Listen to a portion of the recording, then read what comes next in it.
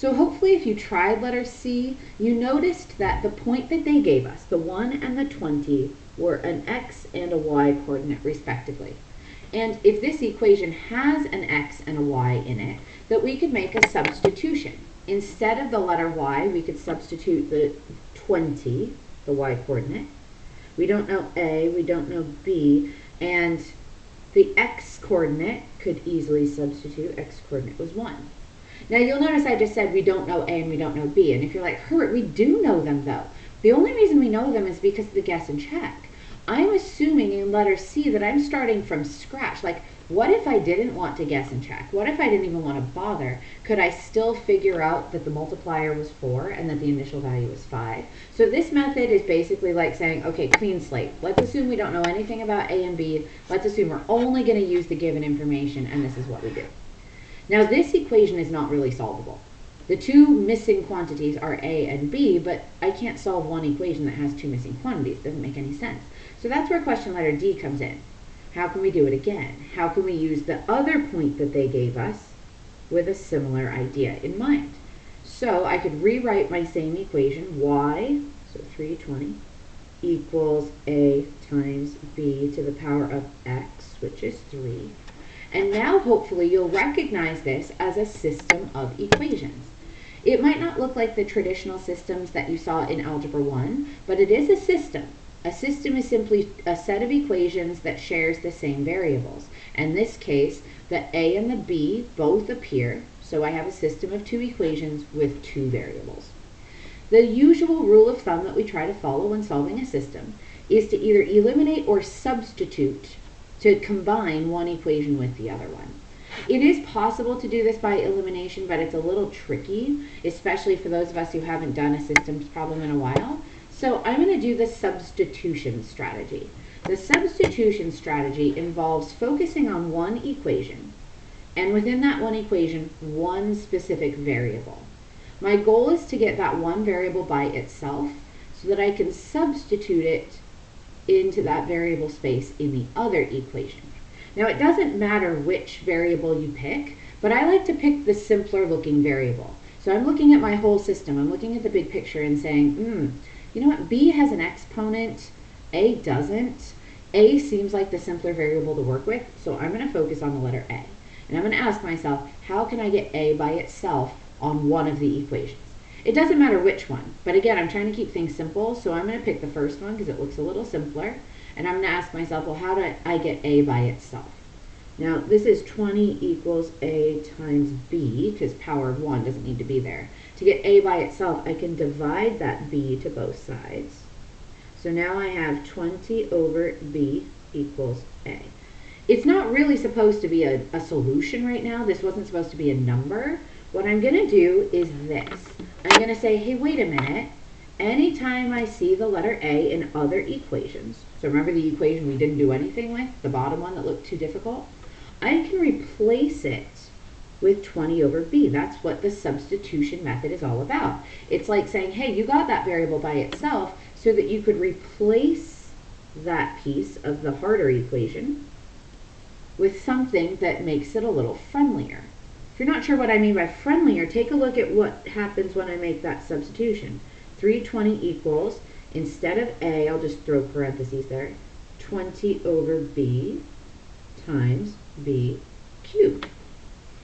And now I'm noticing this is friendlier because even though the problem looks more complicated, at least now there's only one variable.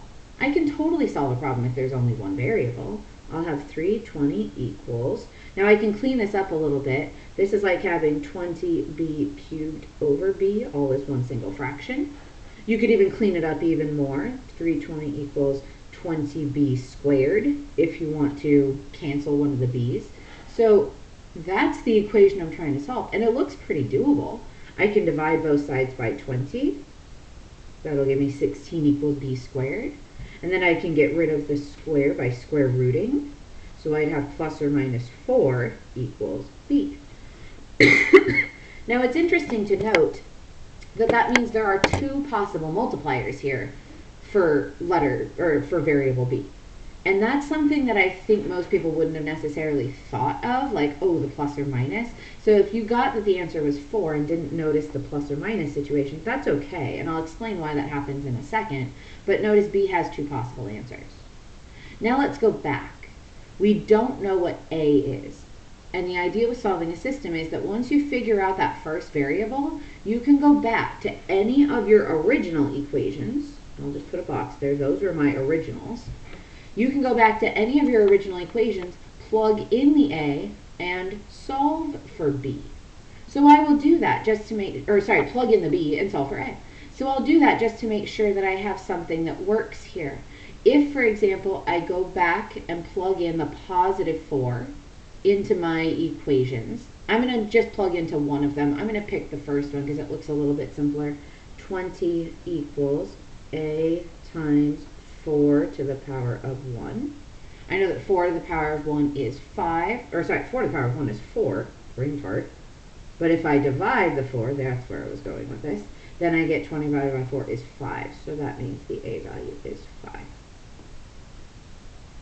Now, of course, what if I had plugged in the negative 4? If I did the same equation, 20 equals A times negative 4 to the power of 1, then I have negative 4 to the power of 1, which is negative 4, and A times negative 4 needs to be solved. If I divide by negative 4, then I get A is negative 5. Interesting. So it seems like plus or minus would be appropriate there to show that there are 2 possibilities. Now, long story short, it actually isn't that big a deal if you didn't remember the plus or minus situation.